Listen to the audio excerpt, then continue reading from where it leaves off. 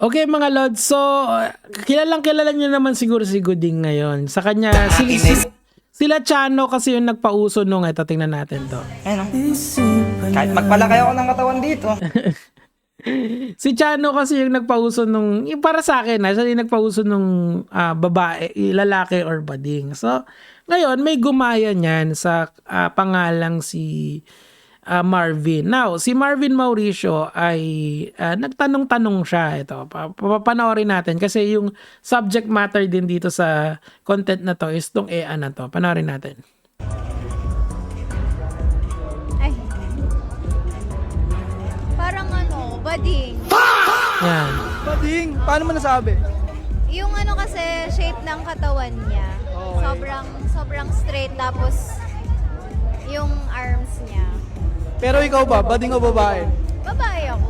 So, ngayon, ang problema kasi hindi natin directly nakikita kung ano yung nakikita nila sa cellphone, di ba? So, nakatakip siya, tapos ang inedit ay ito. Now, may claim kasi itong si Miss Sonic na ang pinakita daw ay ito. Basahin natin na, oh, now ko lang nakita, iba yung photo na pinakita sa amin and sinabi na ng nag-i-interview na lalaki na nasa photo and bading yung sasabihin ko. So, may deceptional practice na allegedly na ginawa nitong si Marvin Mauricio.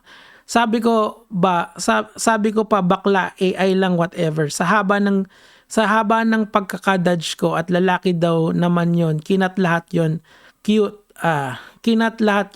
At nagpa-video lang din ako para ma-promote ng brand cut naman pala. Okay, so ibig sabihin, inedit out talaga itong clip na to para, well, kasi nga, free promotional naman talaga yan kasi medyo malaki yung ano nitong si Marvin, okay? Itong social media niya. I'm all for fun and games and as I said the interview, I have a huge respect for LGBTQ community. Being called bading isn't an insult to me. However, I'm not okay with the misinformation. Yun lang. Was edited to make it look like we were judging someone's appearance. Again, wala namang consent to nung in-upload. Yari ka ngayon, boy! So, well, that's the claim, Yari ka! So, yan yung claim ni Sonica. Ngayon, okay lang naman yan. Basta, kailangan, very specific yung detail nung iyong, yung very specific at you inform the person kung ano yung gagawin mo at saka yung iyong ipopost. Ngayon, sabi ni Sonic na ganon, and I believe nakita ko na rin yung complaint affidavit. Hindi naman complaint, nakita ko yung complaint na niya, may nagpakita sa akin. Siya pala yun, okay. Pero hindi ko alam kung yun, pero ang rinig ko, meron daw irereklamo talaga, and this is going to be a legal action, di ba? I'm officially taking legal action dahil gusto mo ng good vibes sa panloloko at malisyosong pag-edit ng video. Sige, iba yung pinakita na photo mismo ng interviewer at nagsabi sa amin na lalaki / bading yung nasa photo. At yung dapat sabihin namin. Pero sa final edit, pinalabas nilang nilalait kami yung kapwa babae. Yari ka! Yari ka! No consent sa final edit or whatnot. Oo nga, dapat, kasi ang sasabihin, ang iba yung pinakita, iba yung ginawa.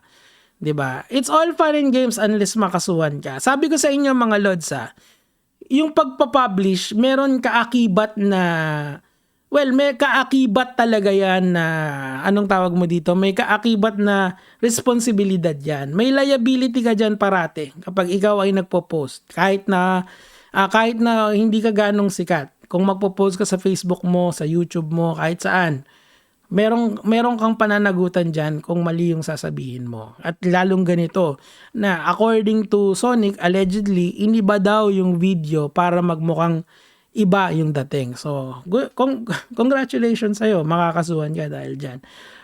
Maliban sa pagbabalater, kinonsulta na namin na mag-file ng cyber libel dahil sa paninira ng reputasyon at maling narrative.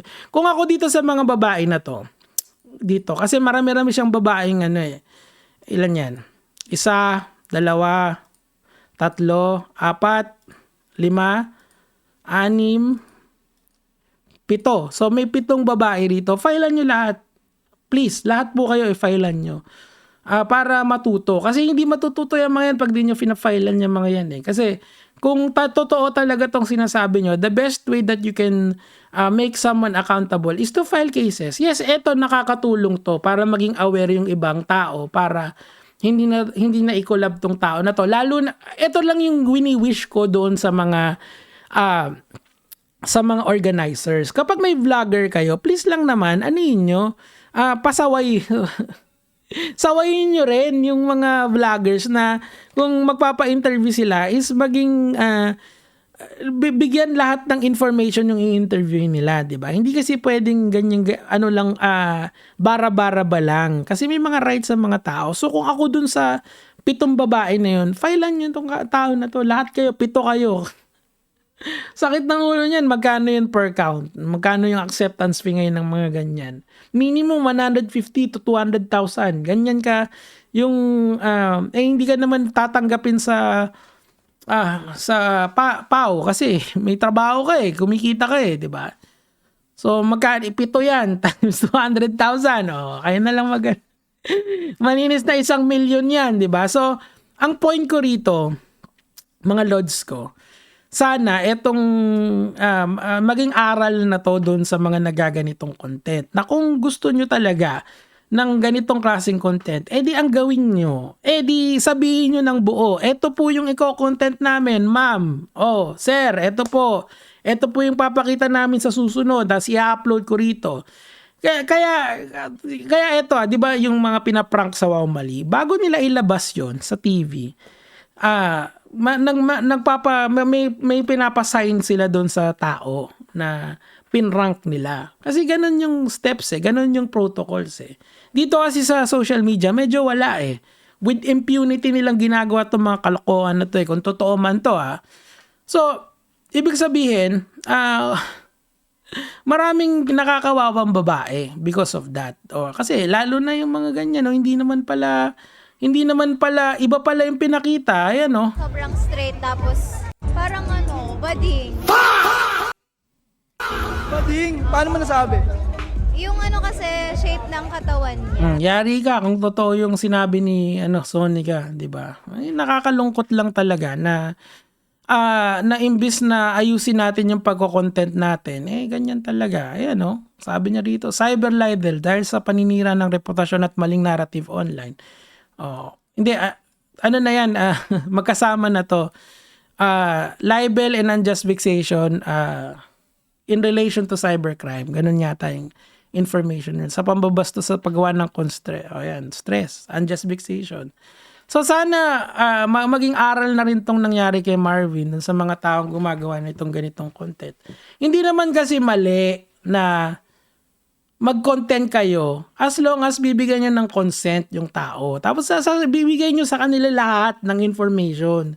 Dapat talaga dyan, siguro yung mga organizer, ang sasabihin ko sa inyo, protektahan nyo yung mga models nyo. Okay? Tapos kahit na yung mga lalaki na nag-interview kayo ng mga vloggers na ganito yung content, hingan nyo sila ng papel. Okay? Hingan nyo sila ng papel na ito yung interview namin, ito yung final edit.